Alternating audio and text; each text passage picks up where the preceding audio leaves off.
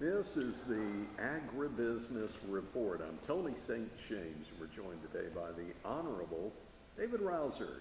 He represents the 7th Congressional District of North Carolina, member of the House Ag Committee and also Transportation and Infrastructure, serving as the ranking member on the Water Resources Subcommittee as well. That's a lot of things to keep you busy while you're on the Hill.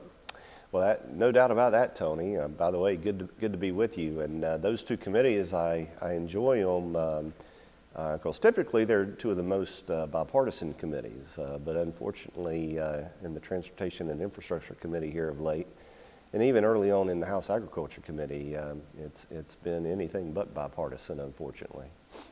Let's talk just a little bit about the work going through the committee on the transportation side. Especially one hot topic has been infrastructure. Mm-hmm. Well, that's exactly right, and I think there's strong bipartisan support for a good common sense infrastructure bill that invests in our roads and our bridges, our inlets and waterways, locks and dams, etc., airports, those things you traditionally know as infrastructure. And I think there's a strong bipartisan support to include broadband deployment in that, under that definition, under that tent as well. But instead, what we've seen from our House Democrat counterparts and Senate Democrat counterparts as well, they want to expand it to child care and Medicaid expansion and converting everything from fossil fuels to electric. And the fact of the matter is, from an energy perspective, we need all of the above. You can't get away from fossil fuels. In fact, natural gas is one of the reasons why carbon emissions in this country have gone down significantly. So anyhow, they're kind of throwing everything, the kitchen sink and the whole house, so to speak, under the their broad definition of infrastructure. But I'm hopeful that we'll be able to come to some agreement at the end of the day, regardless of what passes in the House, that is somewhere between $800 billion and $1 trillion that's focused on traditional agriculture, traditional infrastructure, and then broadens out to include incentives for broadband deployment as well. When we talk infrastructure a lot, I think, or transportation, it's easy to think of roads or rail, but what about those water resources, if you will, maybe our ports or our waterways as far as the Mississippi or upper Illinois? I know that's not really in your backyard, but how important is that to agriculture, the rural economy, the national economy? Well, it's very important. Water transportation, given where you are in the country and what you're trying to move, can be the most effective and efficient way to move goods. And certainly, there's a real need there in the Mississippi and other major rivers, and you got locks and dams that haven't been maintained, or have been maintained as well as they possibly could be maintained.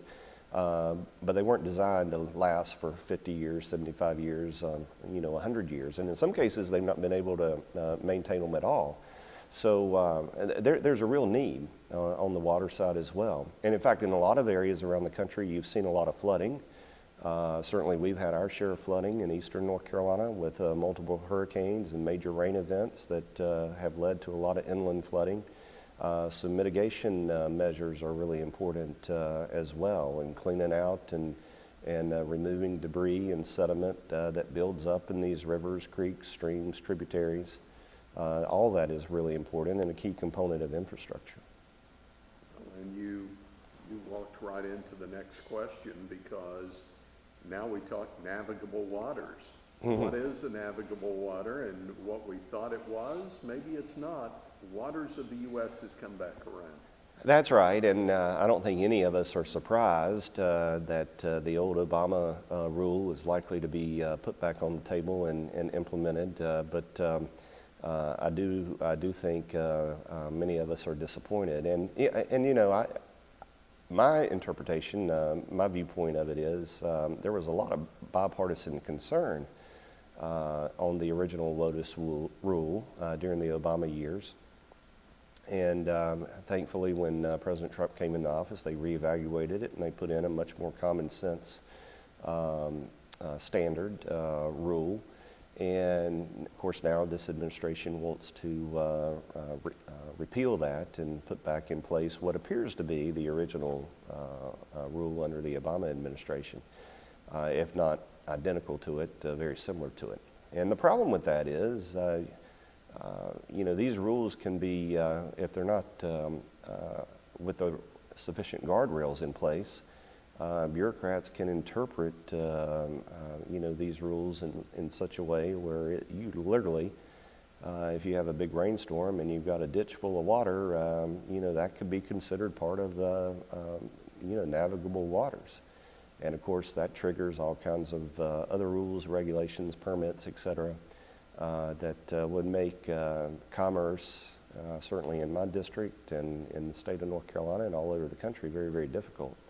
Particularly, homeowners, home builders, your realtors, everybody was quite concerned about the original rule under the Obama administration, and I think they're going to be just as equally concerned about whatever this administration puts forward. Well, there's so much going on here. I know you're busy, but thanks for your time here today. We wish you the best. Great to be with you, Tony. Again, the Honorable David Rouzer, representing the 7th Congressional District of North Carolina, on today's Agribusiness Report.